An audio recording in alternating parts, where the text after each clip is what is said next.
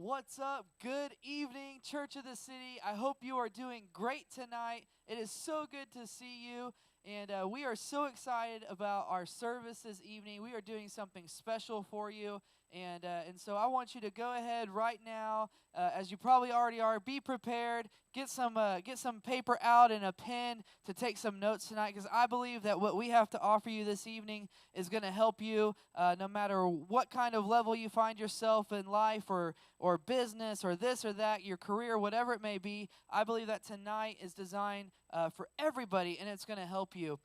So before we jump into what we're going to do this evening, let's roll our announcement video so you can be up to date of what's happening at Church of the City.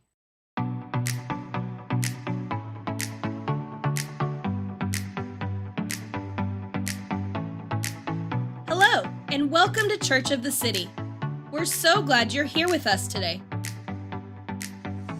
Our email list is the best way to stay in the loop with what's going on at the church.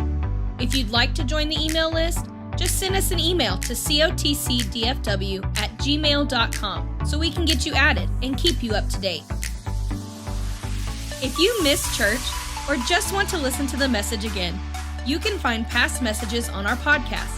You can find our podcast on all the major podcast platforms, as well as our YouTube channel and our website. Please subscribe to both the podcast and the YouTube channel. It really helps us reach people when you subscribe and listen. We want to stay connected with you throughout the week, so we're active on all social media platforms. Connect with us on Facebook, Instagram, and Twitter by searching for and following us at COTCDFW. It is important that we all sow into the future of our church. We're asking you to pray about how you will partner with us financially through our Heart for the City campaign. Our goal is to raise $25,000 to help with expenses for our new building. So get excited. The best is yet to come. That's it for this week. For all this and more, check us out on the web at cotcdfw.com.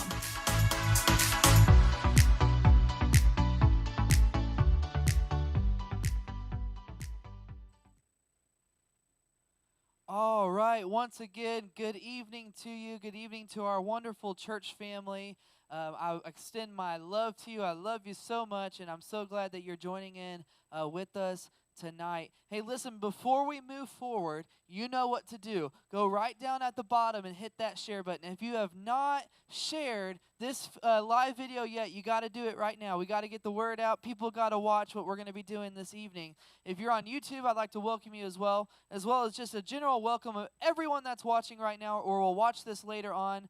We just want to say we love you. We're so glad that you are choosing to watch and be a part of our service, and we're just excited for all that God is doing. People are watching all over the world the last few weeks in different countries and all over the United States, and so it's so exciting to see what God is doing through Church of the City. And so I pray that tonight that what we have going for you is going to bless you. Before we jump into that this evening, I'd like to take the opportunity, as we always do, to give an offering to support the kingdom of God, what God is doing right now. And so I'm going to give you some time, and you know that there's multiple ways that you can give, and located in your comments right now, you'll see that there is something there that has everything mapped out for you of how you can give. And so tonight, if you're giving and you don't know, you can go on there so you can see via Cash App or Venmo or how to mail it in or whatever it may be, or just simply going to our website at cotcdfw.com to give that way as well. And so I want to encourage you tonight to be a giver. Be a giver and be a cheerful giver. Be someone that gives because you're excited to give. Listen, I'm telling you right now, despite what's going on all around us, God is doing big things. And He wants to bless you in a powerful, mighty way. Right now, I cannot tell you how many testimonies of people that are being blessed at Church of the City right now in all different kinds of ways. People are getting better jobs. People are getting promotions. All kinds of things are happening. People are just getting unexpected checks. I mean, crazy stuff is happening. I shared with you on Sunday morning of how one of our amazing people here at the church, they had a $10,000 loan, And all of a sudden, they looked at their account this past week, and it was wiped out. It was gone at zero. And they called, and they said, no, we have no explanation for you. Let me tell you, that is exactly what God's doing, and he wants to do that on your behalf as well. He wants to bless you in a mighty way. But it first starts off by us being obedient and us being willing to give into the kingdom of God. And so what I want to do right now is I just want to pray for you. I want to pray for all those that are giving, whether you're giving right now this moment or giving after service, whatever it may be. I want to pray for you before we move forward. So, Father, I just thank you, Lord, for all of those that are giving right now, those that will be sowing seed into Church of the City.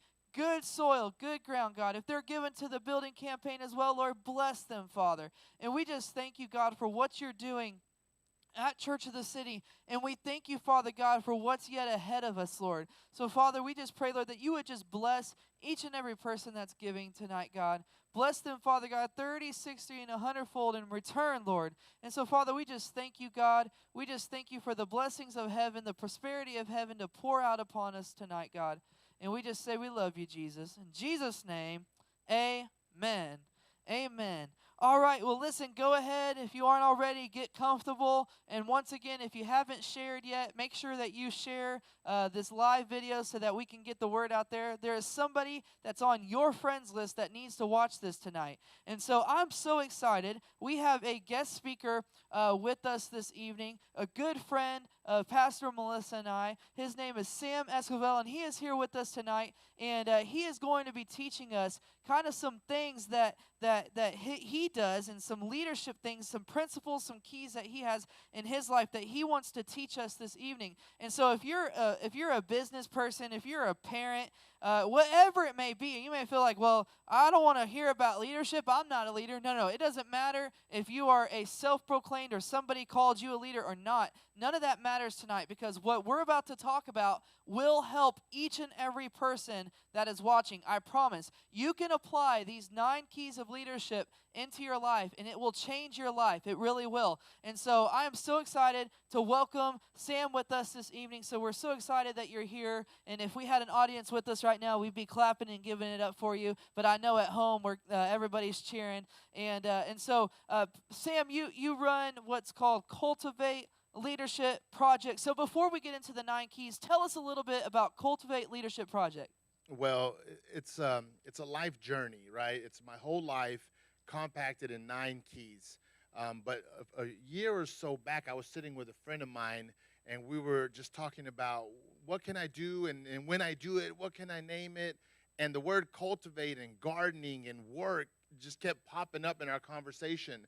And so I named it Cultivate intentionally, to say that maybe you don't feel like a leader now, but you can become a leader. And so cultivating, it's a process. And not only is it a process, but it's a difficult one. And so I think that the name fits what I'm doing. And so just growing up, all the way back when I was in school, I struggled with my reading. I struggled with my communication. I struggled with my teachers. I was in and out of schools, and I was in trouble all the time. I was hiding behind something, and I didn't know what it was. It was before I knew of Christ, but I wasn't committed like I am now. But as I grew, God kept putting things in focus for me. And obviously, I needed some experience behind me. And then at the right time, God gave me these 9 keys. And I know that the number 9 is biblical as well. It's a good number. And I came up with these 9 keys, and I feel like it tells my story, but I also feel like it'll help people connect their story to it. And then they can start on the path of saying, yeah, I can be a leader. I do want to have influence to lift people up. Sure, that's awesome. That's awesome. Will you explain to those that are watching right now just maybe a few things that Cultivate Leadership Project does? I know that you go into schools. I know that there are several things that you do that are directly affecting in a positive way the community around us. So would you mind taking just a few seconds so people know, so they have the knowledge of what you really do, and talk about how Cultivate goes into the community and all that? Well, Cultivate, so my website's cultivateleadershipproject.org, and in there you can see what we do all the way from speaking to coaching, but we have an aspect that's community and outreach. And so we've adopted an elementary school, and our goal is to, and right now we're focusing on 5th graders, but to focus on the whole school, helping them develop their leadership and help their parents develop their leadership as well. And then I'm also working on a project with a retailer that wants to connect with the community, and so we're going to be connecting with them and doing a speaker series for my podcast. And so on my podcast, it's another way that we get out the leadership message, and I just talk about different aspects of leadership that I find myself in, or with the people that I know, and they share things with me, and I just put it out there because once you hear it, then you can start understanding it more. And yeah, so those are a few of the things that we do, and obviously we're helping with food out in the community during this time, and we're just partnering up with our church as well, which is Refuge Church, and we're providing hundreds of meals throughout Fort Worth, hot meals to first responders. We did some fun packs for kids just so that we can teach them about leadership, and we're doing that this week. And then we're going to focus on middle school and high school coming up within the next month. And so those are a few things that we're doing, but we also have big goals that are going to take a little longer to do. But we're busy right now just because of the circumstances. Right, right. So it's beyond a podcast. The Yes. podcast is great in itself, but it's beyond a podcast. This is beyond a teaching. This is beyond just learning these 9 keys. This is a ministry or a business that is going and using these 9 keys to affect the community and the people around us. And so let's go ahead and dive into these 9 keys of a great leader. And it starts out with number 1, turning negatives into positives. So will you explain that with us, turning negatives into positives? Well, okay, so growing up, I had a lot of roadblocks, like I was saying. And I had a choice to make, okay? And I had to choose to let those things kind of just hang over me and always complain or always say, well, I could be doing this, but I grew up like this. I could be talking this way, but I was taught this way. And a lot of us have those negative things. And many people allow those things to hang over them. And they never allow you to be free. And so all of the negative things that I grew up with in my life have translated into something positive. All the way from not being able to communicate, not being able to read, to making it a focus in my life now. All the way from teaching and running youth ministries, it's become an essential thing. So I can connect my positives to the negatives in my life, but a lot of people can't. And so whenever I share a key, that's my goal, is to help you identify, here's something that I'm struggling with. Now, what can I do with it, right? How does it translate, or how do I come out of it? And then with the stories that I share in the podcast, people can start relating other people's journeys and lives and say, you know what? If he did it, his life kind of looks like mine. Maybe I can do it. And so that's kind of the connection that I'm trying to make. And so I have a Bible reference for key number 1, and it's Romans 8:28. And we know for those who love God, all things work out together for good, for those who are called according to his purpose. And so this says to me, here's what it's saying. You look at Joseph, and he was in the ditch. Okay, we all know this story, but the ditch was a negative. Okay, the positive came many years in the future. And I was sharing with my wife a while ago that some negatives are going to exist in your life, and the positive might show up in someone else's life. Like you may be able to pass that knowledge or teach somebody from where you were, and that's also a positive. It doesn't always just have to start and end with you. Leadership is so far from selfish. And so with key number 1, it kind of humbles you, because you have to examine yourself and say, these negatives existed in my life. They have had results in my life, and sometimes they exist. You're not going to be able to undo them. So I'm not telling people, hey, you're going to be able to undo it and go past it. No, you may have to face it, but you're going to change your thinking and say, I used to be down when I thought about it, but now I'm going to say, no, now I'm going to help people because of it. And that's the shift that I'm trying to help people create. And so Joseph's ditch was his positive, but he had favor after that. His favor came slow, and ultimately he ended up helping his family and many more. And so sometimes in that process, right, because it sounds so easy, negatives into positives, that into it might be very long. It might not be easy. And I don't want you to worry, but if you see yourself as a leader, then your journey is going in a positive direction. It may take time, but don't let the time discourage you. And so I have a lot of negatives, even as a leader now, that I'm still dealing with. Like, it's not like they stop. It's just that whenever they happen, you have a different outlook. And you say, okay, fine, this happened. It wasn't so good, but I handled those other ones in my past.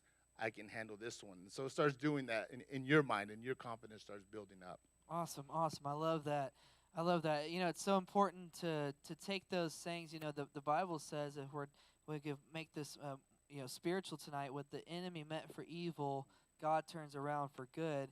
And so the things that you would have thought were going to hold you back or mess up your future or whatever can potentially be the very things that set you up for success.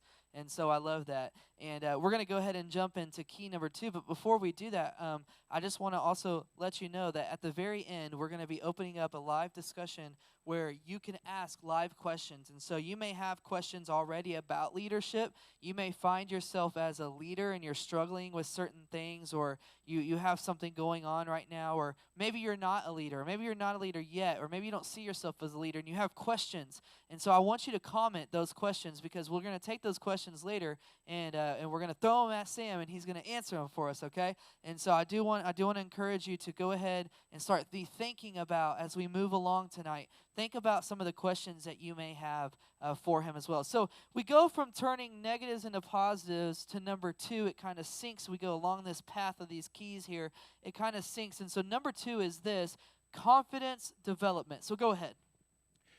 And okay, so the keys happen naturally. I didn't sit down and calculate it. Just my life kind of progressed, and it spit it out like this. Okay, and so it's crazy because sometimes when somebody is stuck on their negatives, their confidence is going to be low because they're basing it on what has happened in the past that they cannot change. And so I love key number 2, development confidence. You cannot step into number 2 until you change all the negatives in your past, and then you jump here. And so in Proverbs 11:28 it says, those who trust in their riches will fall, but the righteous will thrive like a green leaf. Confidence, it makes you like a green leaf. See, whenever you think of a green leaf, it pulls all of the resources from the tree, and that's why it's able to be green. And so your confidence is going to come from within. And from within, we know that God is inside of us. God gives us a confidence. God gives us a purpose. Are you able to retrieve that and turn it into something? And so I think of David, okay, another very well popular story in the Bible. And so David, we always picture him throwing the rock at Goliath. And we're like, man, that was amazing. And we don't realize how much God was in that. But confidence was present there. But in confidence, you have to develop it. How do you develop confidence? You have to put practice in. That you hear the story about David fighting bears and lions. Guess what? I don't know if he was that confident when he was fighting those bears and lions. He had to do it to protect the sheep. But in the middle of doing it, right, in the middle of facing those negatives, you begin to say to yourself, I conquered that lion, right? I conquered that negative. And what that does internally to you, it tells you, I can do it. I can do it. Not only can I do it, but I can be efficient at it. And then when you look at David and you look at the slingshot and you study like war patterns and artillery and how the front line and how it breaks down, back in the day, the slingshot was considered like a sniper gun. Like those guys were known to throw a coin up and be able to hit it in the air. So it wasn't like he didn't have confidence in what he had in the slingshot. And so one must have confidence in himself in order to put yourself out there, in order to put yourself out in the world and say, I can do this. I am able to learn this. But it's conquering those negatives, right? So number 1 is key. And I'm going to connect them constantly. Like you have to go from one to the next constantly. And sometimes it takes a lifetime. Sometimes you can do it in a span of a week, but they happen just throughout the whole process on a daily basis or through a project. And I have a quote. It says, confidence isn't walking into a room thinking that you're better than everyone. It's walking in, not having to compare yourself to anyone at all. And what does that mean? A confident person has self-awareness. You see, confidence doesn't mean that you're good at everything, right? Confidence means you know what you're not good at and you know what you are good at. And so whenever I step into any kind of team organization, or we're trying to put something together, I don't offer myself up in every aspect because I'm not good at everything. But I do know what I am good at, and that's where my confidence shines. But it takes confidence to be able to say, I can't. Can you help me? That's also a sign of confidence, but people don't connect those. They think that's a sign of weakness, right? But it isn't. And so as you develop your confidence, you become a better leader because you know your strengths, you know your weaknesses, and that's key. And David knew his strengths and weaknesses, but only because he put them to practice. Sure. So what would you say, just based off maybe some life experiences that you've had, Sam?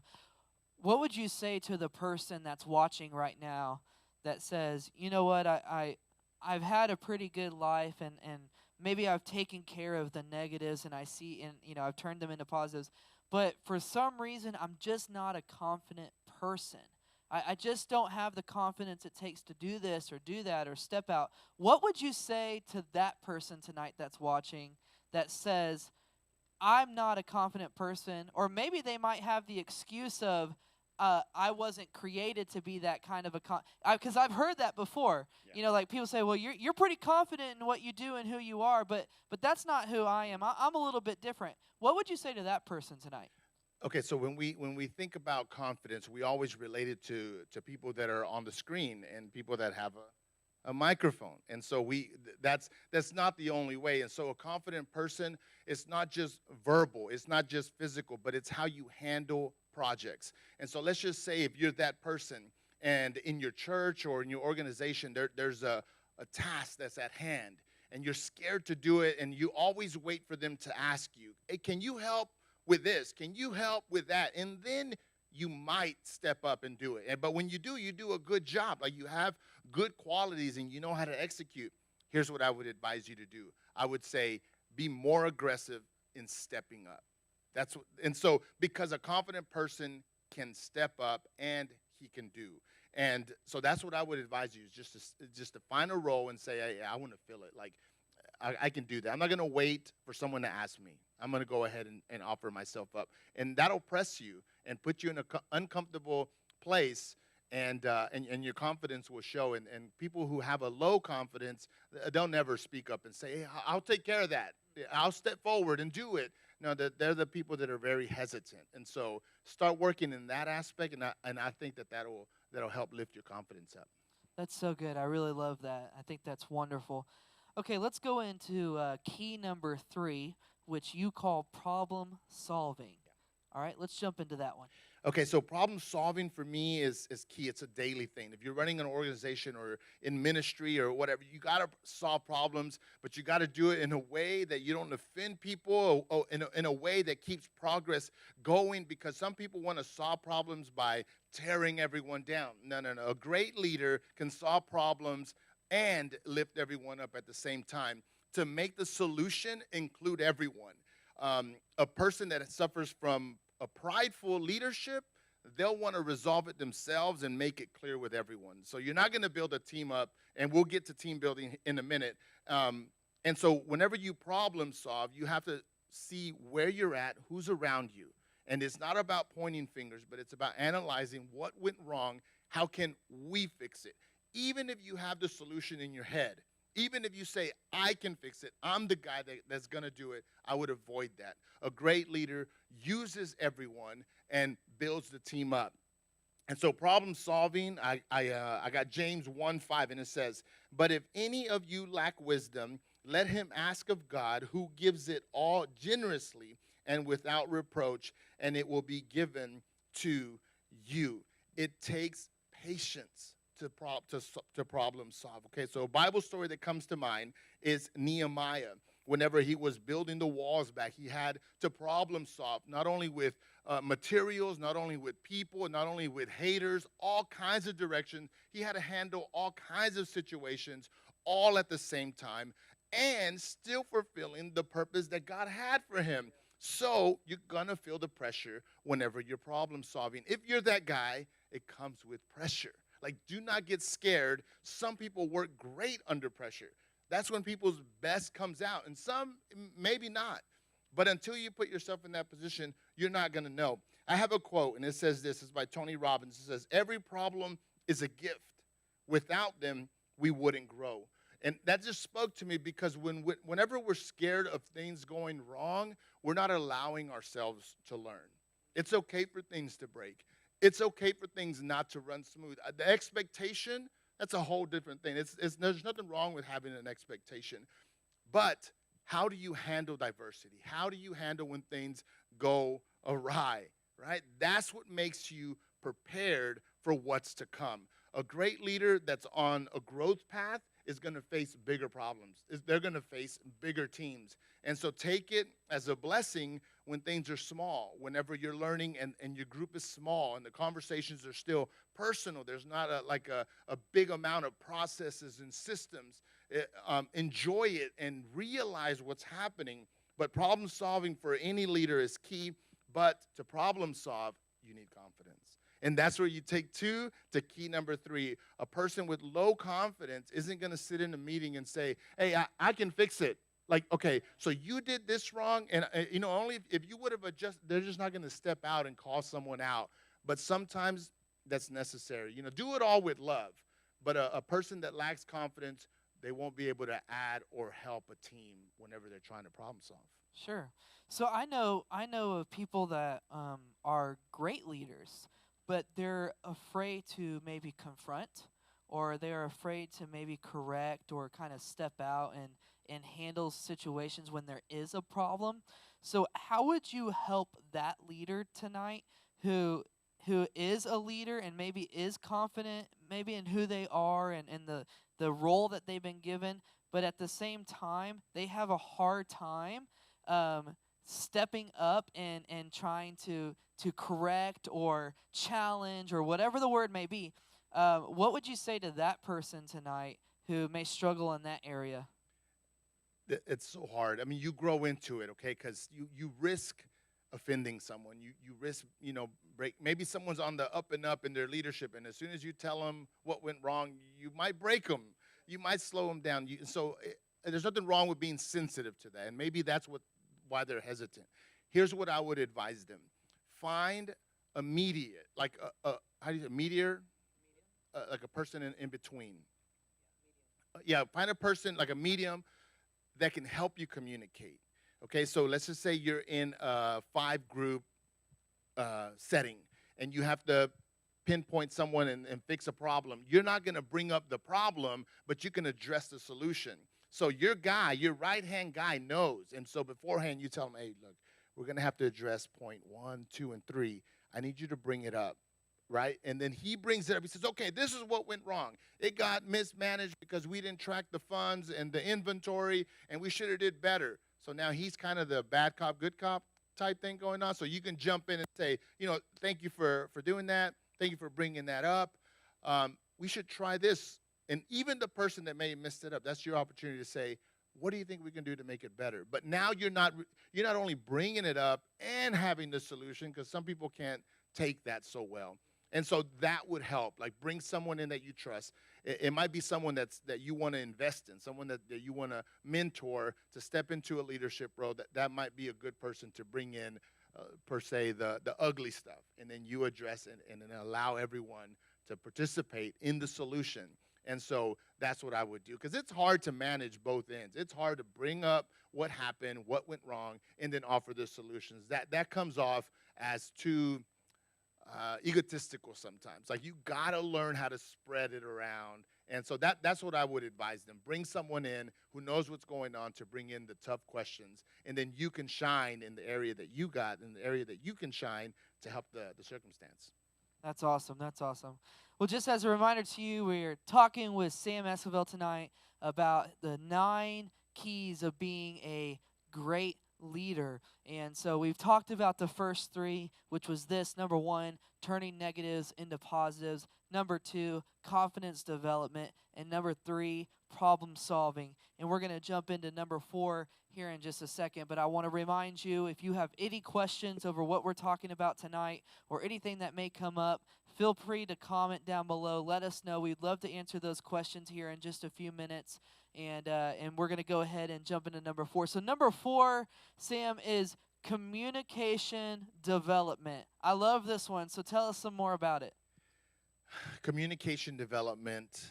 My goodness, if I had a few hours to talk to you. I grew up, and I don't know if everyone knows what ESL means. It means English as Second Language. And so I grew up, and I was behind in my spelling and reading comprehension. And I never thought that I was going to be able to read, or let alone write a page, write 5,000, 6,000 words, or prepare sermons on a weekly basis. I never thought I could do that, okay? And so I never, in my future, it was journalism, talking, broadcasting. Nothing like that ever came up in my head. Communication was so far from what I was going to do. That was one of my negatives, and it had a strong hold on me. But then all of a sudden, someone told me in high school, my principal, she said, Sam, I see a leader in you. I said, well, you're looking at the wrong person. I don't know who you're talking to. But she saw something. She saw the way I managed people. She saw the way I communicated with her. It may have been how I talked my way out of being in trouble or whatever, right? I would reduce my sentences, per se.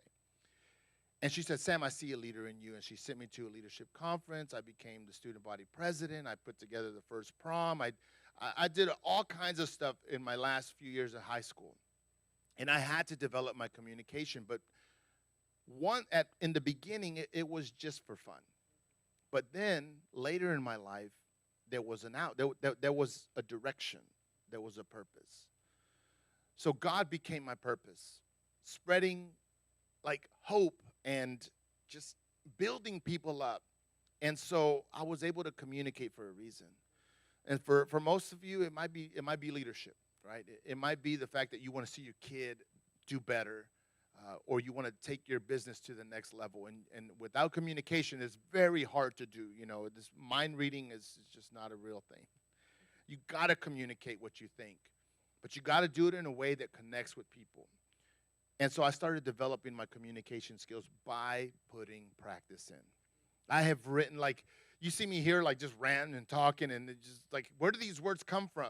It's because I've constantly put stuff in my head. I constantly go over and over the keys, what am I going to say when this comes up? And it's a practice, and it's a discipline in order to communicate. And that's what I've developed, and it's one of my positives. This is the biggest positive in my life, is to be able to communicate what I feel. Because I hear so many people say, I can't put it on paper. I don't know how to say what I feel. And they haven't, and I always tell them, or write it down, start writing. Right? If you have a testimony, and every time you share your testimony, this is a good practice. Every time you share your testimony, if it comes out different, right? You ever had that happen? You know why it's happening? It's because you haven't written it down. Whenever you write it down, it becomes more focused, you become more confident, and when you deliver it, it is going to have a bigger purpose. And so that's what I suggest to people whenever they're trying to develop their communication. And so here's my verse. It's Proverbs 12:18. The words of the reckless pierce like swords, but the tongue of the wise bring healing. And someone that knows how to communicate, right? And they want to bring positivity into this world. And if you're a Christian and you're trying to bring Christ into this world, you better believe that it is a tongue that will bring healing. But at the same time, man, if you're fueled with hate, and if you're fueled with all those negatives, like in key number one, trust me, you're going to hurt people.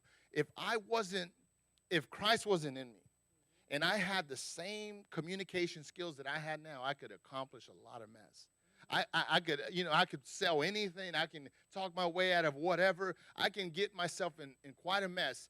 And in my growings up, I remember being a jerk to so many of people that were in my life, because I would just talk faster. I would just think faster. Yeah. And it's not a good thing, but I also seen the switch. I seen the opposite of it. And now that's what I'm doing. Whenever I talk, I'm talking to build up. And so when I'm developing my communication, it's because I want to help people. And so you gotta have a reason. You know what I mean? And so I think of Paul. And we always think of Paul, and we're like, man, he's so amazing. But we also remember that he was crucifying Christians, okay?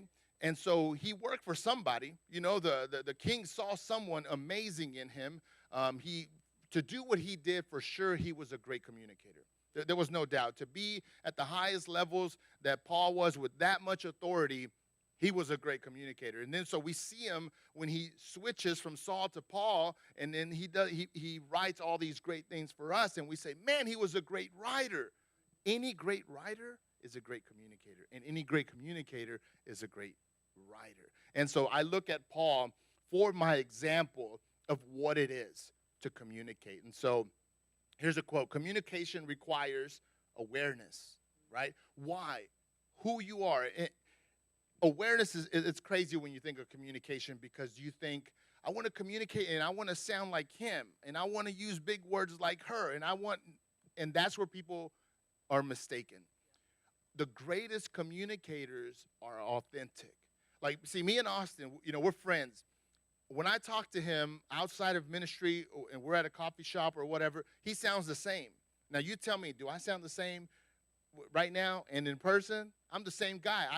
I have the same mannerisms. I talk the same. I don't change who I am when I communicate. Now, to some, they may hear me and say, man, Sam's a little uneducated. He might be a little too street sometimes. That's just who I am. That I'm aware of who I am, and I'm aware of the message that I'm trying to bring out. And guess what? They work together well. And so if you're watching this and you're like, I don't have my voice, you already have your voice. You're just too busy trying to find it some other way. Accept who you are. Be aware of who you are. The other one is knowledge. To communicate something, and I don't care, you can specialize in you were talking about Ninja Turtles, right? The movie. You can specialize in the movie Ninja Turtles, and as long as you have knowledge in it, you can communicate it. If you have knowledge in leadership and you absorb it and you're learning, you can communicate it. You're not going to be able to communicate something that you are not learning. So let's just say you're at home and you're saying, I want to put this out into the world, this whether it be positivity, leadership, or whatever. Are you learning about it? Because if you're not, it ain't going to happen. You can only go so far. I'm 50 episodes in on my podcast, okay? And that's a little bit by a lot of these famous podcasters, but that's a lot. That's a lot of episodes. It's a lot of content, but I'm constantly learning leadership, and that's why I'm able to continue to do episodes. But it's knowledge. And the other one is experience. You can only get away with communicating something that you don't have experience in for so long. Okay, there's theory only goes so long. Everything I talk about, I either see it firsthand. I've been in ministry for 12 to 13 years dealing with students and parents, church leadership, and I've seen a lot of teams and a lot of projects that have happened. I've either been part of them or I've been on the leadership side of it, and I've been able to not only put to practice what I have said, but I've also got to see other people lead in different ways, and it has taught me. And so key number 4, communication development. It can take you to another level. But you have to also remember the previous 3 are essential. If you skip those 3, your communication is always going to have a lid. You're not going to be able to go to the next level. And so just focus. Find something that you're passionate about and speak to that. Record yourself at home. Don't wait for someone to ask. Say it, write it down, and I think you're going to be able to develop it.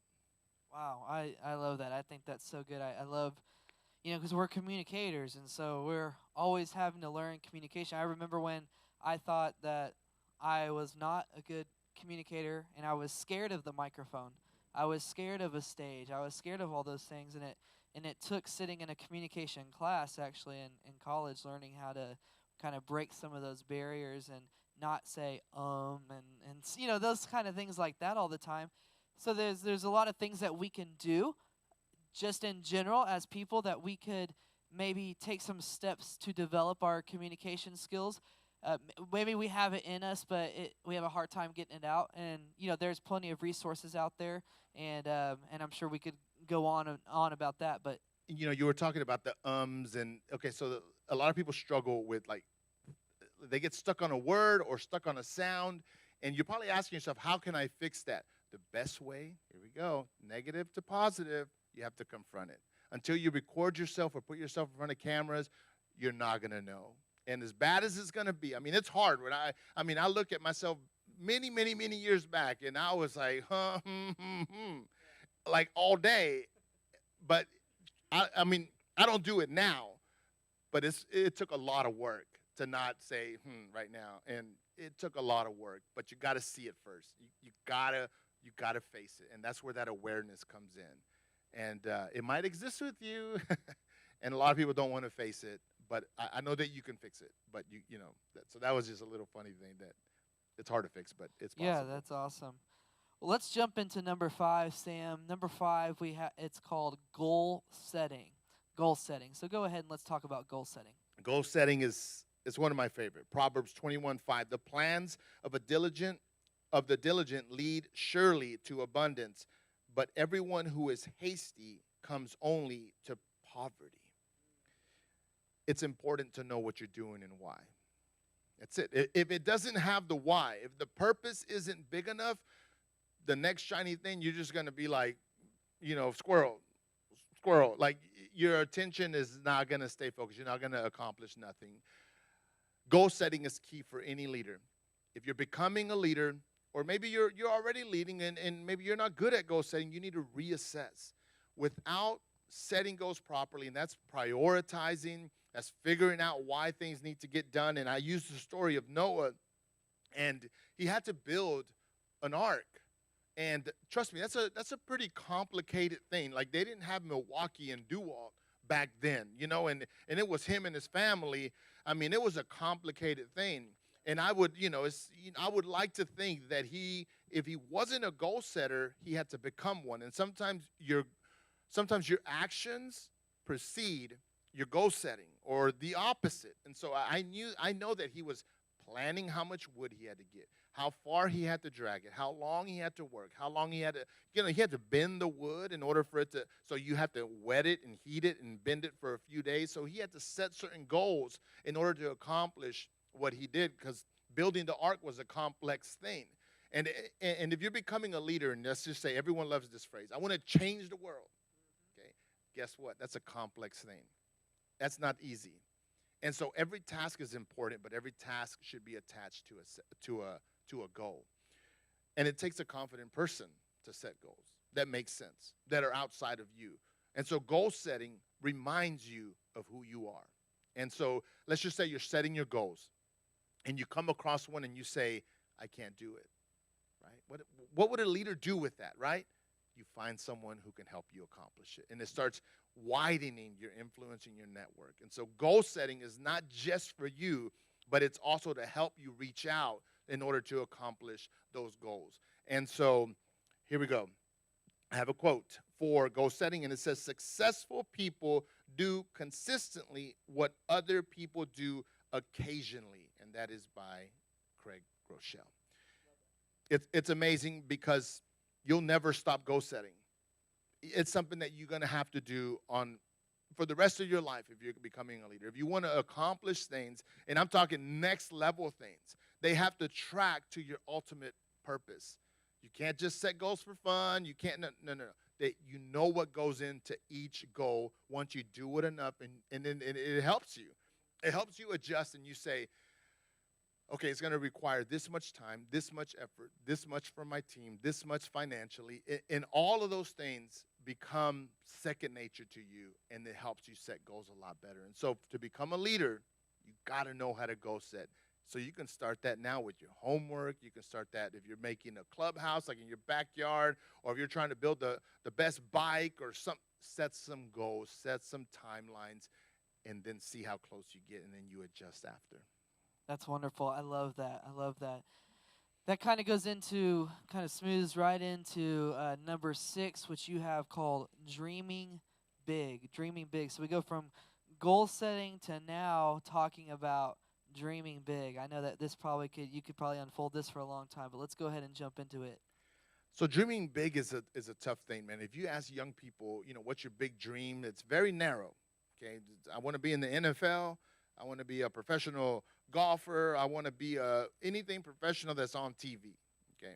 Well, there's a lot bigger dreams out in this world, but it's your small goals that help you figure out what your big dream is. And so you got to allow yourself to set some goals in your life first. You got to do key number 5 for a good time. Don't be in such a rush to set your big dreams. Sometimes we jump too fast, and we're still developing our normal leadership skills. To accomplish big goals, big dreams. And I'm talking like this is where I want to eradicate diseases. I want to help kids. Like I was watching the Bill Gates documentary, and he wants to help kids in Africa from them stop for their, because they die from diarrhea. He says, I want to fix that. And that's huge. But that's his big dream. But his behavior, his money, his leadership, his organization, it all tracks to his big dream. And so are your small goals, does your life, does your daily life, how you live people up, does it track to your big dream? And let's just say it doesn't. Reassess. You got the wrong big dream. I know it sounds bad, but if I'm talking leadership and then I want to be a race car driver, it doesn't make sense.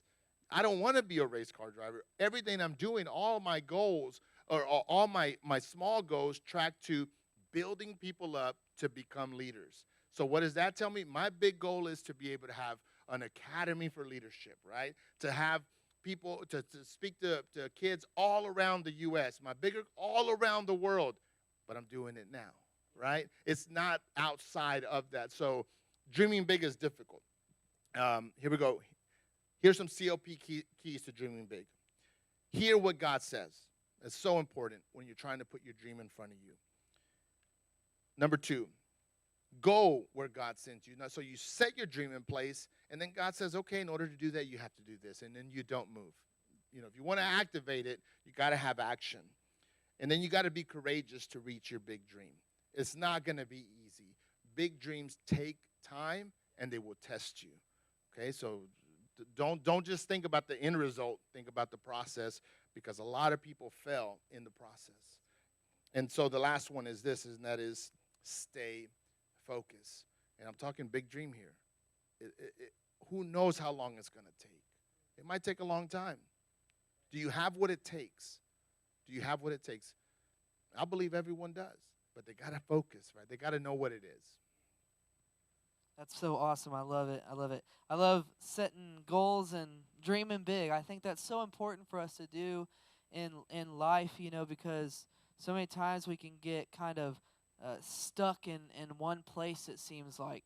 But if we would just constantly set goals and dream big, man, we'll accomplish even bigger than our dreams, and I know it's possible. So, all right, we're talking about these 9 keys of a great leader, 9 keys of a great leader. Number 1, turning negatives into positive. Number 2, confidence development. Number 3, problem solving. Number 4, communication development. Number 5, goal setting. And number 6, dreaming big. Dreaming big. Again, I want to remind you, if you've got any questions, to feel free to comment down below. Let us know. Anything in relation to leadership, we would love to answer whatever questions you may have. So make sure you're commenting and letting us know so that we can try our very best to answer some questions that you may have. So don't hold back. Don't hesitate. Ask those questions, because now we're going to go into the next and last 3 steps or 3 keys, of being a great leader. So let's go into number 7, which is one of my favorites on here, if not my favorite. Number 7, being a team player. Sam, tell us about being a team player. All right, we're talking about leadership. And if you have influence and you call yourself a leader, you might think everybody needs me. Right? And that's tough to break away from, but everybody needs everybody, okay? So a great leader can serve under a great team, and a great team might need a great leader. In Ecclesiastes 4:9-12, it says this: 2 are better than 1, because they have a good return for their labor. If either of them falls down, one can help the other up. But pity anyone who falls and has no one to help them up. Also, if 2 lie down together, they will keep warm. But how can one keep warm alone? Though one may be overpowered, 2 can defend themselves. A cord of 3 strands is not quickly broken. And that's from the Bible. It just, that's just with 2 people. And then the cord is talking about 3. The bigger, the better. The more, the better. You have to have awareness for the team that you're developing. You don't set up a team with all tens. You set up a team with some tens and fives and fours, and even developing newcomers. You need them in the mix because they have a different mindset into the way things get accomplished. When you're a great leader, you might be a deficiency for a team because you're thinking too fast and too ahead, and everyone else is thinking about things that you have forgotten and you put to practice a long time ago. And so being a team player or being in a team is important, but it's not just about running a team. It's about being a part of a team and lifting a team up. And so I believe the best way to accomplish anything is through a team. That's what we believe at Cultivate. And when you realize that, it will help you to grow. And here we go. When you are a leader, you're called to do more and to build others up. Both of those things require you to work with others. The 12 disciples made up Jesus' team. And even though there were flaws, they managed to spread the gospel. And from a higher point of view, God also put a team in place to accomplish his greater purpose. So in anything that we do, it's going to require a team. You can't do nothing alone. And if you think you can, it's a bit of a disillusion. I don't mean to be ugly, but you need a team because a great leader can build others up. And so talent, here we go. This is great right now while the Michael Jordan thing is going on ESPN. One of the highest rated first shows in ESPN history the other day. Michael Jordan says this. He says, talent wins games, but teamwork and intelligence wins championships. Leaders are not in it to win games. We're in it to win championships. We're in it to accomplish more. And the dreaming big, that's the championships. Yeah. You can't do it on your own. You're not going to do it on your own. Even a leader that's developing is being developed by someone else. And that person was developed by someone else. And so even though they weren't connected in the same room, that's three people that were involved in one person's leadership. Teamwork is key. And you better get good at it. And that it'll press you because, I heard this once. They said that a leader can sit in a meeting, and let's say the conversation is 60 minutes. You better listen for 40 and respond for the last 20. You don't need to communicate the whole time. Sometimes the best leaders know how to listen, but they also know when to talk. But it's about listening, and working in a team environment teaches you how to listen. Because if your teams are dominated just by your voice, you're not allowing other people to grow. You're not allowing other people to develop their confidence or their problem-solving skills. And so once you're at key number 7 is because you're a little deeper into you're a little more mature in your leadership. And the people that aren't mature in their leadership, they have a hard time with working in a team, especially if there's other strong leaders within that team. Yeah. I love this one because this is something that I can say, number 7, being a team player, this is something that I can say I struggled with for a long time. I remember my mother-in-law used to always say, Mijo, you got to delegate. You're not delegating. And I could never figure out why she would say that so much to me because I felt like what I was doing was good. I was accomplishing something, but what I was doing is I was carrying an entire load of a project or whatever it may be on my back. And, before it got weary on me, but other people would see that, like, why isn't he delegating? Why isn't he? And I'm reminded of the discipleship process. Teach, train, coach, delegate. That's what Jesus did. He taught them, he trained them, he coached them, and then he delegated. He said, okay, now go and do everything that you just saw me do. And that's what we need to be doing is following that model, but doing that in our leadership. Like, you've got to trust the people that have been placed before you. You got to trust the people that God's given you, that are under you or around you, whatever it may be. And I'm also reminded, like Paul was successful because, he had a Timothy. someone who was around him that he could say, hey, okay, now you do. And Timothy was successful because he had a Paul, and so I think it's important that we remember that as leaders, and just in every kind of way in our lives, that we are being a team player. Listen, you cannot do this thing called life on your own, and you probably have already discovered that by now. And if you haven't, you will. And that's not me being negative or throwing shame on you, but it's just truth. Like, you cannot do this thing on your own. You need other people, but you've got to trust the people that God has given you. And it's something that I struggled with for so long, because I just wanted to carry the load of everything all by myself.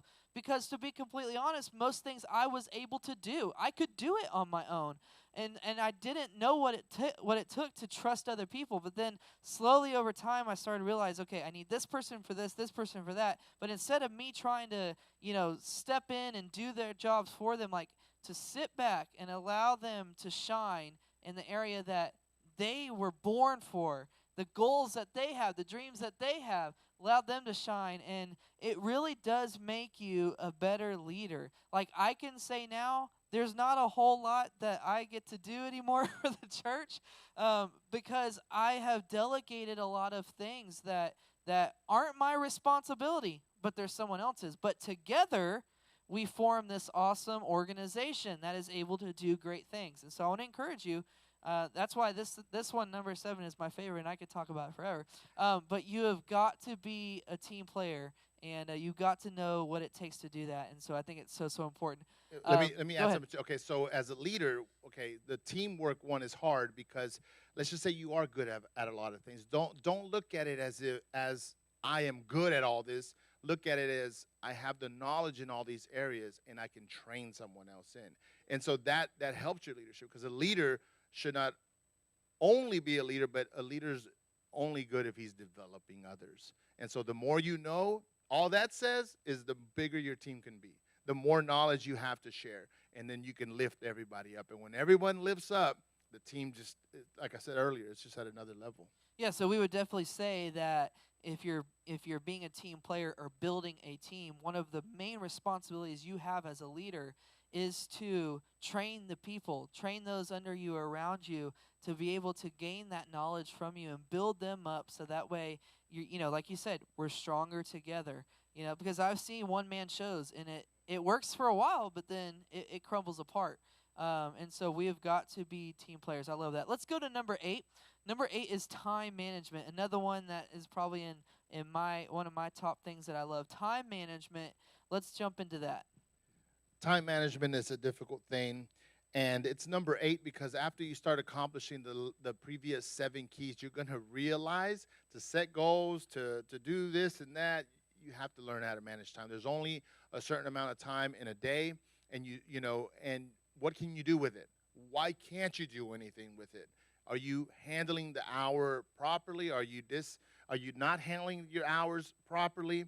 And so the verse I have for that one is Ecclesiastes 3:8, and it says this: a time to love, a time to hate, a time for war, a time for peace. There's a time for everything. We have to prioritize. We have to say, you know what, I'm gonna maybe I got upset because of something. Okay, I gotta get past it because I got this work to do. Or you're doing this work, you gotta be able to say, I gotta stop at this time and I gotta be with my family. You literally have to tell yourself, put it on paper, and then stick to it. The more that you do it, the more you can handle your time. And there's a lot of people who I don't. People struggle with this. Trust me. All because the busier you get, you just try to squeeze in as much as you can. And the term multitasking is big, and I'm against it. Multitasking just takes my focus, it splits it up, and I don't do anything well. I rather single task and do something to my best ability, and you multitask, and it goes back to the previous key, through your team, not through yourself. And so we must identify what's important. Obviously, God first, but this is managing your time. Negative things are easier to entertain because it doesn't require us to grow. And so figure out what's important. And if there's some things that are bad, making you mad and taking your focus off, understand those easily take our time, and they don't help us grow. So be aware of that. And then we must have our goal in place and figure out what we need to do on a daily basis to accomplish set goals. And that means you have to have it in front of you. You have to write it down. I don't know, some people use sticky notes, some people write it on their phone, on their to-do list. You have to get used to, you have to know what you want, what you're going to do on a daily basis. Now, people do make goals for time management like at a month, 5 months, 6 months. That's fine. There's nothing wrong with that. But you got to take it down to a daily basis. That's the only way to really manage your time. And then when you zoom out, you'll see that you're accomplishing the things that you had for a month, 2 months, and 3 months. And so here's a quote. It says, it's by Abraham Lincoln. It says, "Give me 6 hours to chop down a tree, and I will spend the first 4 sharpening the axe." Preparation is key. You can plan all you want. If you want to plan, for example, we've been handing food out. We can say it all day, and we show up and we don't have volunteers, we don't have bags, we don't have a process, we don't have how many bags, how we're going to handle everything, then we're going to fail. So time management requires preparation. You got to write down what you're going to do and why, and you got to be able to see it, because you'll get sidetracked fast. Time will just slip away, and then you'll waste a day. And during this quarantine time, or this time where we're supposed to be at home, a lot of people are wasting time because we're entertaining ourselves with movies and stuff like that. But it's a great time to kind of teach your mind a new habit and learn something new. It's going to require time and effort, and that's what it takes to manage time. And a great leader not only has to manage his time, but he has to manage other people's time. And so when you set a time, when you set a schedule, stick to it. Because when you're late, you're disrespecting the other person's time. And it's funny because I go to a lot of dinners and lunches, and I show up on time. But guess who has to eat cold food because they decided to wait for the person that's late? Me. And I always say, well, I should get my warm food, and we should just worry about them later. As mean as that sounds, but time, you have to respect other people's time, but you have to start with respecting yours. And if you say something, stick to it. Emergencies happen, I get it, but if you say 7, mean 7, and that's how you slowly start developing your time management. Yeah, that's so wonderful. I love that. It's important that we are doing that as leaders. And so what would you say, maybe Sam, to someone who is what they may say is a great leader, but they do have poor time management? What are maybe some skills or some ideas of things that they can implement in beyond just focusing like we talked about? But what are some things that they can implement in their lives so that way they're not the ones that are saying, "Oh, I'm the one that's always late," or "I'm this," or "I'm that"? What can they do to help themselves? Okay, here's one. This is funny. Don't plan like everything's going to go perfect. There's people that literally will put an address in Google and say it's 15 minutes away. I'm leaving right at 15 minutes. So you allow yourself no time for traffic, stoplights, nothing, okay? And so that's poor planning. And so I always say on time is late. I always show up early. I don't see it any other way. So if you got to be somewhere at 7, get there 15 minutes early. So let's just say, and you're visually write down 6:45 and plan according to 6:45, not 7. That's a little hack that you can do. And so I'm early for everything. Work, ministry, I have to be early. Every now and then I'm on time, but I try not to be because I also want to reduce the stress when I'm there. So like today, I'm coming to share an uplifting message. And we were running a little tight. My wife is here. And we were running a little tight on time today, but we still made it early. But I still would have preferred another 10 to 15 minutes just to sit in my truck and just relax. So just move it ahead a little bit. That's what I would do. And practice that with things that aren't so important. Like and then when you put the practice with those things, it's going to be a lot easier when something important really does come up. And then when you tell someone that's under you or that you're leading, hey, show up on time. Here's how I handle time. You don't have to sell them on the idea. You are the example. And so as a leader, you're setting the precedent. And if you're late, whether you believe it or not, your team, the time is not priority for them, and the best things happen within a time restriction, whether it be all the stuff we're doing on Zoom, meetings. Time is it's a key. If you can't handle time, reassess. That's all I got to say. And so, okay, what's time management? I have one thing that I like to share when it comes to communicating, and it has to do with time management. If you are an aspiring speaker, communicator, and you want to learn how to manage time, prepare a lesson that you can do in 10, 15, and 30 minutes and be able to get the message across in each of those time slots as well. And that's just a little bonus. It's just extra. Love it, love it, love it. All right, in number 9, we conclude with this one: leadership truths. Leadership truths. Explain that one to us before we start taking questions tonight. Galatians 9, let us not become weary in doing good, for at the proper time we will reap a harvest if we do not give up. That's a leadership truth. That's a biblical truth. That's from God. And it is hard to be a leader because sometimes you don't know how long it's going to take. And a leadership truth is you might get burned out. Like the chances of you getting burned out are big. The chances of you getting stabbed in the back are big. The chances of you offending someone are big. The chances of you doing something that's not right are big. Those are leadership truths. The reality of people not liking you, that's real. The reality of, you name it, there's so many things that will test you as a leader because you are responsible for so much. And these truths, we think the truths are all the lights and all the attention. No. Those are far in between. They happen, and trust me, we enjoy it. It's fun to talk and have a podcast and all of that. But behind the scenes, you're tested on a daily basis. And so I think of Daniel in the lion's den and taking leadership that was willing to stand for the truth. He went in alone, but ultimately many took notice.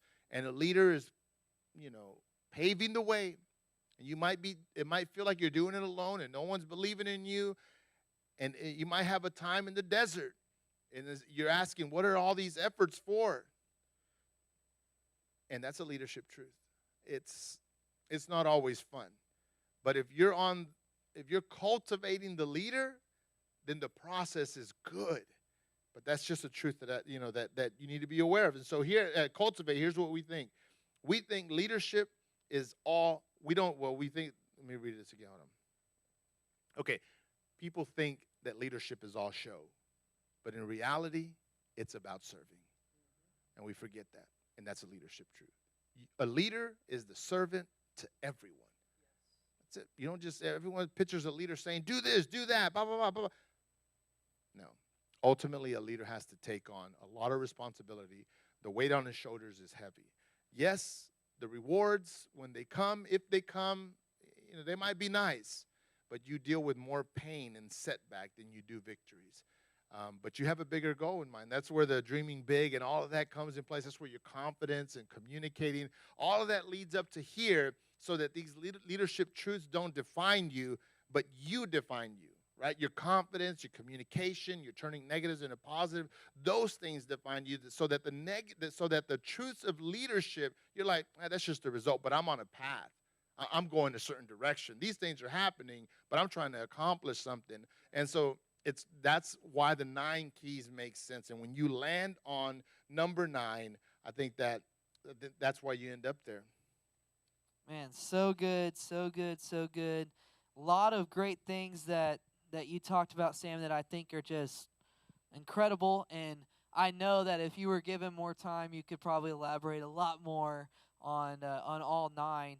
And I wish we had the time to do that this evening. But I want to give you the time now. Those that are watching at home, you're sitting on your sofa, you're laying in bed, whatever it is that you're doing, I want to give you the opportunity to ask Sam or ask the both of us your leadership questions. What are some things that you have, some things that you can think of that based on these 9 things that we've talked about, or just maybe you just have a general question on leadership? What are some things that you have, and we want to start answering those? And so I'm just going to go in the order of what I received, and we won't take too long on every question as we want to try to accommodate as many as possible. But the first one is this, Sam. This is a question from someone that says, "What does he mean changing your past to gain confidence?"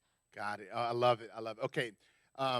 Maybe I was misquoted because, okay, your past, your negative past, you cannot change. You have to accept it. So maybe there was a mistake that you made in the past, and then now you know the outcome.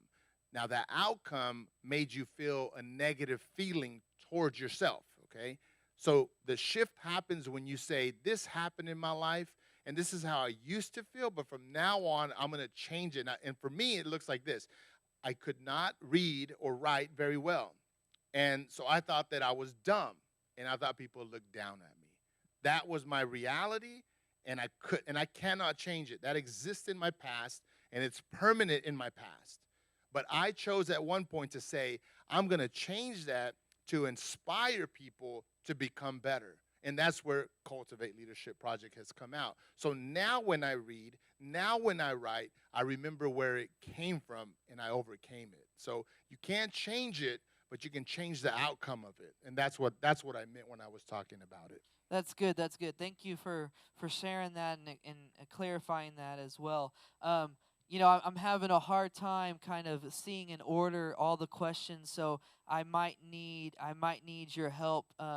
Those that are watching or those that are here with us right now, I might need some help. I do see one question here, coming from someone that says, "How do you help someone who is in a leadership position but not leading with confidence?" So maybe, I don't know what word that they're trying to use there.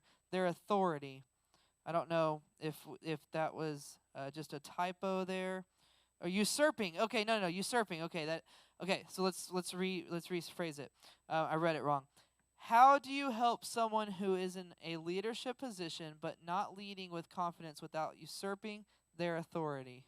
That's a tough question. And when you start working in different organizations, you're going to come across a bunch of leaders who you're going to say they shouldn't be there. Maybe they're not that good at it. And so here's how you do it. In the process, you have to learn how to develop your skill, right? You have to take your task and do it the best that you can without offending the leader in place. And here's why: because at some point, you're going to be in that same leadership spot. So I know you're not going to want to hear this, but you have to be patient, right? And in programs like Cultivate Leadership Project, maybe you can encourage your organization to take a leadership class together. You can say, you know what, I would love to take this leadership training because I think it would help me. And just say, we should go as a team and kind of help nudge them along slowly. But you definitely don't want to attack someone who is in a leadership position, because they are moving the group. They might not be moving them well. And so you show patience and be kind. Remember, a great leader doesn't tear anybody down. A great leader can build someone up, even if they're a leader ahead of them or above them. And so I wouldn't recommend confronting them and saying, here's what you do bad, here's what you don't do good. But I would put something in front of the team as a whole to lift the whole team up, and hopefully that they catch that bait, and then that self-awareness that I talked about, hopefully it shows up at that time. But practice patience. That's wonderful. I love it. Here's a not really a question, but just something that you can answer. This person says, "I would like to know the days or times for Cultivate Leadership podcast." So can you share that? Yeah, 24/7. All right. And so I'm on anywhere you can get your podcast: iTunes, Spotify, Google Podcasts. All you got to do is type in Cultivate Leadership Project, and you can just download it, subscribe. But we also have a YouTube channel, and everything's on there as well. But it's 24/7. That's good. And I don't know what episode I was on, but Like 49, I think. y'all go listen to my episode. It was all great. right? It was great. Where he interviewed me. All right, so that's funny. Okay, so let's see. Let's look at this one here. Changing your perspective of your past experience to become the confidence that leads you. I don't know if that's a question or not. Let me go to this one that I can tell definitely is a question. How do you communicate as a leader in an encouraging way, but also a challenging way without offending people, or is that even possible? Uh, it's not only possible, but it's necessary if you're growing and managing a team. But you just got to choose your time right. Like, I wouldn't. You sometimes you want to build your team up and say, you know what, guys, y'all did a great job. We executed everything well. Oh my gosh, you're amazing. We're doing this, and you can, go for 5 minutes being positive.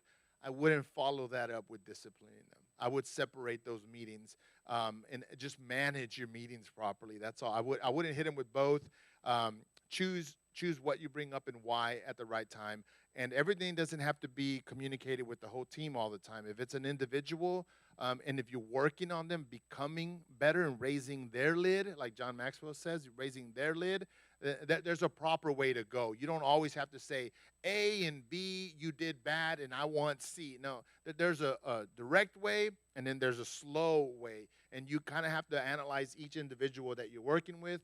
And as a leader, I don't care how big your organization is, you're going to have a core team that you can work with one-on-one. And so it doesn't always have to happen with the group. It can happen one-on-one as well. That's good. I love that. Um, so the next question here is kind of two questions, but it's all ties together. So, how do you honor the authority you feel is misplaced or undeserved? When you disrespect their authority, how do you then show honor? Wow, that's a tough one. Okay, there. go buy this book. It's called The Honors Reward. Is that right, babe? The Honors Reward. My pastor, Pastor Carlos Ramos, he gave that book to everyone that's in the leadership training at Refuge Church. You got to read it. It doesn't, your honor. Let me see. People leading in ministry, your reward doesn't come from them. It comes from God. So it takes some wisdom. You gotta just trust God. Right? And so what was the second part of it? So that's the first one. Buy this book and read it. Honor's Reward. When you disrespect their authority, how do you then show honor? Okay, so when you disrespect someone's authority, it says a lot about you. Okay? So analyze why you disrespected them. Like, what prideful place did that come from? And then ask yourself, do you want to fix it? Right? What was the problem? Fix it. Then you go and you own up to it and you apologize. Now, allow your leader, they're going to say, okay, well, you're going to have to step down or you're not going to be able to serve in this team. And I would say, take it. If they say it's going to be 5 months, 6 months, I would take it. Take direction. That's what you follow that up with. If you disrespect them, because I know things get tense. Inside leadership, things get loud. People don't see the ugly side of leadership. People argue. People talk loud and get offended in meetings all the time. So don't think that that's out of the normal. That is normal. Yes, we all have to work on our team management, our communication development. But if you disrespect someone out of ugliness, you better fix it. It says more about you. And then once you confront it, whatever direction they guide you in, take it with a humble heart. I love it. That's so good. I don't currently see any other questions that are popping up on here, and it could be just all that I'm seeing. But if you do have any questions right now, please do not hesitate to ask. Don't hold back. We'd love to just take a few more questions with just a few amount of time here that we have left. But we would love to answer whatever questions you may have. Let me throw something at you, Sam, while we're waiting on a few more to come in. What would you say to the person who feels like they're qualified or they're capable of being this high of a leader, but really right now they're right here, but yet they think that they're right here, but really right now they're right here? What would you say to that? Okay, so if you're disillusioned, here's what I would advise. Take a project on yourself. I would say it's from start to finish. Because someone that thinks like that, they're watching someone else, whether they're failing or making the wrong choices, and they're over analyzing and being super critical of that leader they're watching. So it's easy for them in hindsight to come up with ideas and theories that lift them up mentally. Okay, the only way you can bring that mental prideness down is to put some physical action behind it. I would pick up a project and execute it, from putting a team together, putting a plan together, figuring out guidelines and set timelines and deadlines. And you're going to figure out exactly how hard it is to fail like your leader is failing. And so that's a lack of experience, because the more experience you have under your belt, the more grace you're going to have for those that are leading, because you, as a leader, you just know that it's not easy, and you're portraying as if it's easy. And so that's why I think that thinking would pop up. And so I would say take on some responsibility, and you're going to have to face some things. Okay, now let me tie something into that. What would you say to a person to encourage them that maybe has been in a leadership position, um, maybe way up here or whatever? They've been in a leadership position, but then maybe they did get demoted, or maybe they did get sit down, or whatever took place happened, and now they're not in that position that they used to be. What would you say to maybe encourage them or to challenge them in the midst of that time? It's so tough because, I mean, it's not that I got demoted like because I did anything bad, but I've served at higher with more authority than I am now. I'm at the church that I'm currently at. I'm serving under our pastors and other leaders, and I don't find it like threatening or anything. Now, someone that would, again, like the word pride keeps coming up, man. If you cannot step down, God's not going to step you up. Like, you got to learn how to serve, and you got to learn how to lead at the same time. And I know it's difficult, especially if you're in a high position and you get lowered. How do you walk into the room? How do you learn to recommunicate the way that, like, speaking with authority and speaking without authority, asking a question as opposed to demanding something? Those are things that they're hard to adjust. That's a hard question. And here it is. It will happen to most leaders. They're going to have to go through it. And so I wouldn't say look forward to it, but learn to serve at your position. Okay, if you're a leader now, try to serve under someone else so that it doesn't like sneak up on you and surprise you. And most leaders will never serve, especially if they have a lot of authority. They'll never serve under someone else completely because it just doesn't fit with their position. But I would say try to control that before you have no control and you have no choice, because at that point you have to deal with emotion. You might deal with anger. You might not want to serve under the leader that demoted you. Those are a lot of negative things that come from that, but you can train yourself leading up to it if you're able to serve and always maintain a heart of a servant. That's good. I love that. Thank you for answering that. It's Yeah. just something that No, popped that's a tough one. into mind. Um, we have another question here. How would you handle someone who maybe has a poor communication skill when correcting people, or maybe communicating to people, or maybe they really like correcting people, Mm. and how do you help them communicate effectively to where they're maybe not hurting, but they're raising people up and they're lifting people up to the next level? What would you say to that person? When you're correcting people, you can correct like on the fly. Like if someone does something wrong, I would ignore those small things, because that's what brings out that kind of like, you need to do this right. Why did you came late? That's not how I would work on the bigger picture, and I would start setting an example first before I start setting, hey, you need to do this, or this was wrong. I would show it through the team. I would show it through someone else, or if it was in my, if I could do it, I would show it first for a while. I would say they're gonna mess up. They got a learning curve. I'm gonna allow them to. I'll point it out, but I'm gonna show them.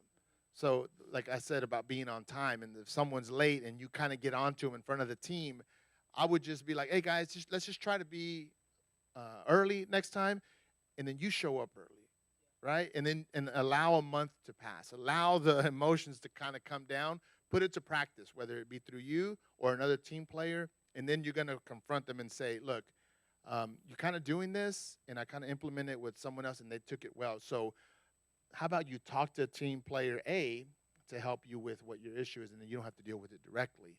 And so that's just managing your team well and using other people to kind of get your point across. Yeah, that's good. I love that. I think that's a great. I think that's a great response to that question. One of the things that one of our leaders, one of our pastors, taught us lately, is to use the phrase "that's not our culture." Mm.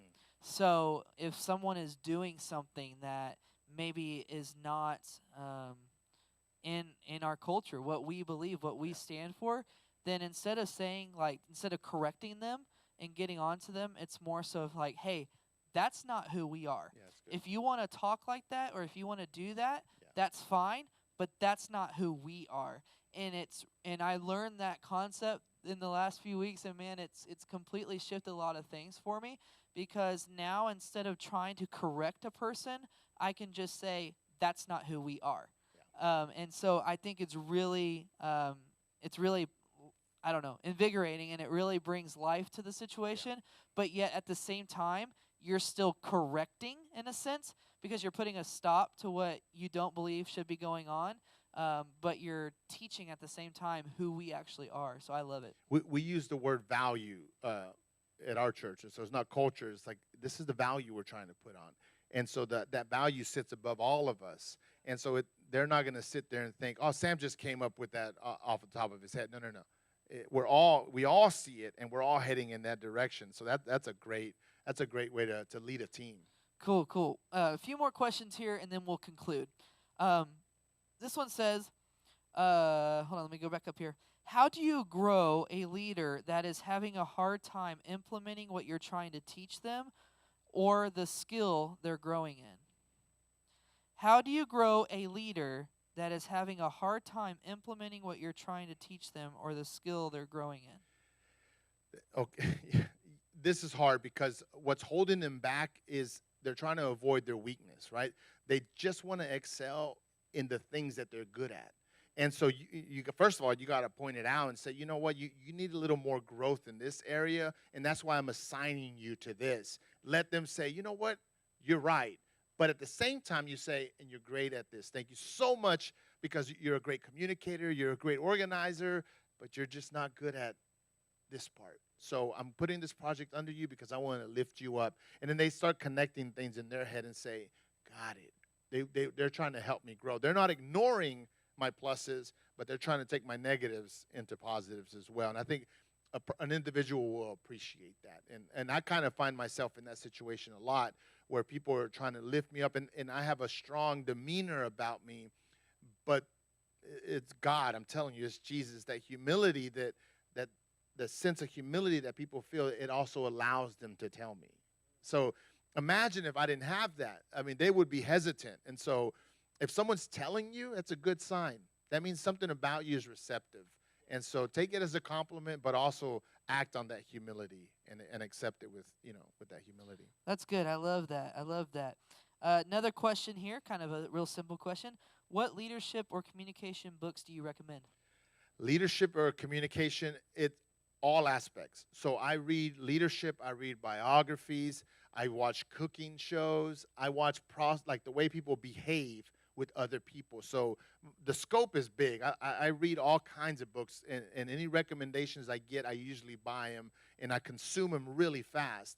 But at the end of the day, I'm watching how people communicate with others. Whether I read a book that was by the CEO of Verizon, and he was the CEO during 9/11, during all of that chaos, and he started off as a linesman, and he ended up as a CEO.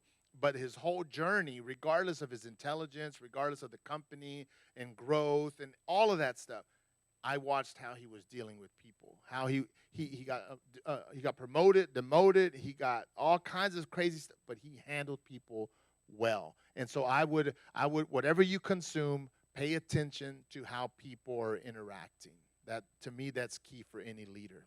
I love that. Yeah, we got to handle people well. I love that so much.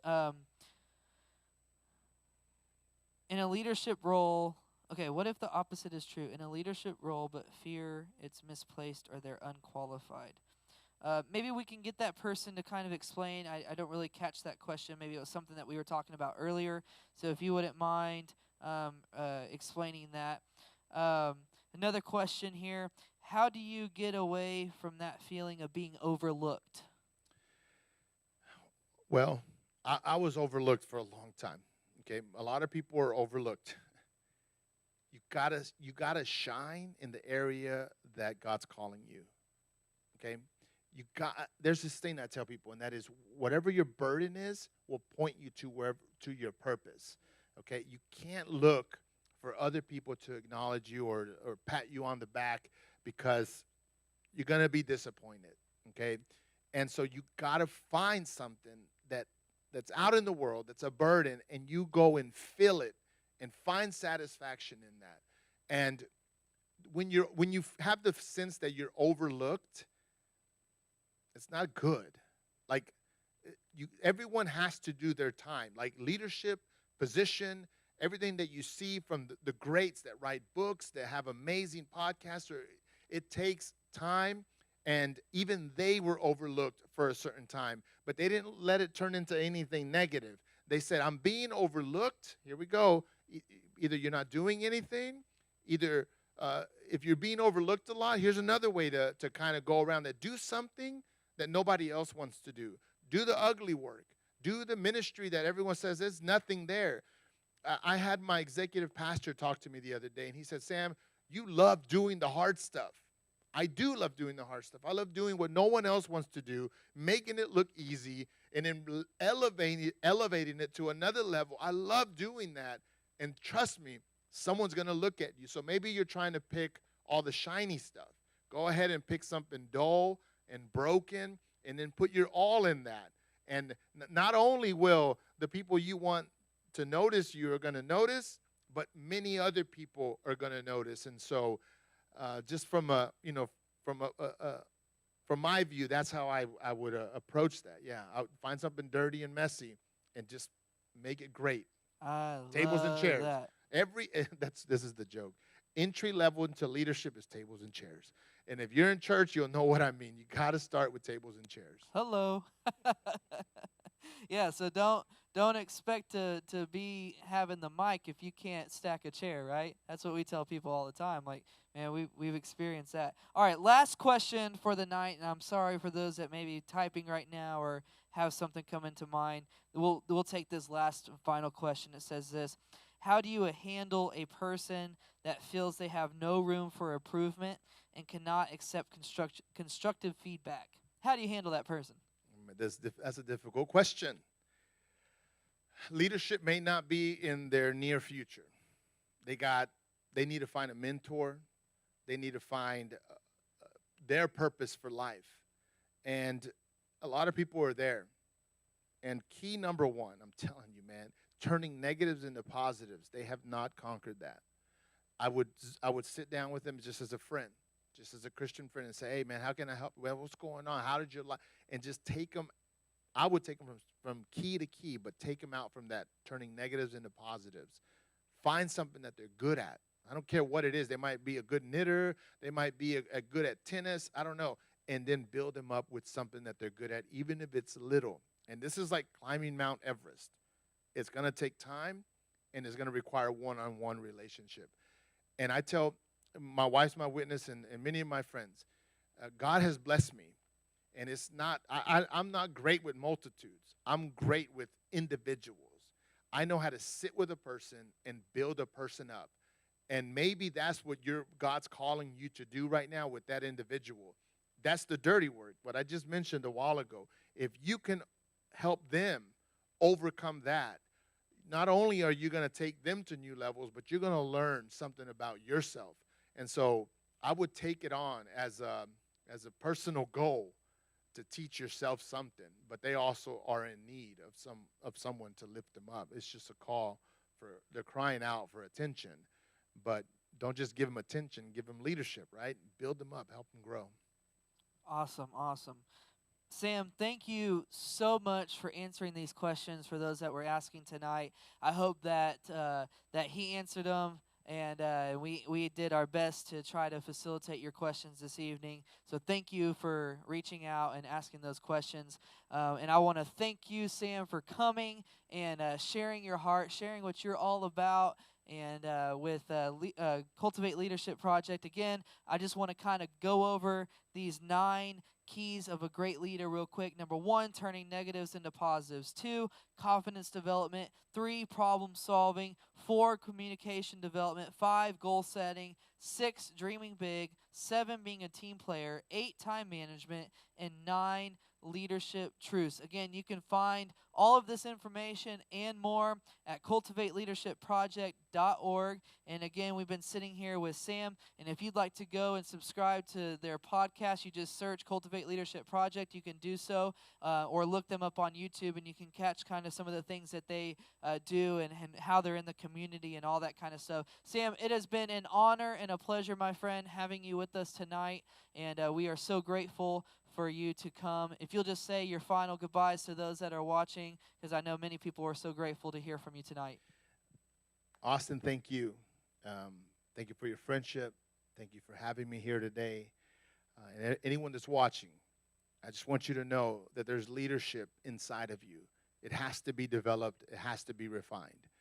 And you're not put on this earth to do nothing. You're put on this earth to make an impact. It doesn't have to be millions or hundreds. It could be on an individual basis.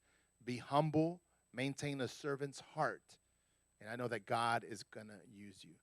Bless you and bless your church. Amen. So good. You. Thank you so much. Again, thank you for tuning in to Church of the City tonight. We love you. We are looking forward to sharing some time with you this coming Sunday morning at 10 a.m., so make sure you're watching. And next Wednesday night, we have another guest speaker that's going to be coming, and not going to be with us physically here in the building, but we're going to be broadcasting him in. One of our good friends, Pastor Jared Ellis, all the way from Sacramento, is going to be preaching and bringing the word to us next Wednesday night, so you don't want to miss it. It's going to be phenomenal. Again, we've had some incredible services lately, so don't miss out on what's to come. We love you, and we'll see you soon. You have a great night.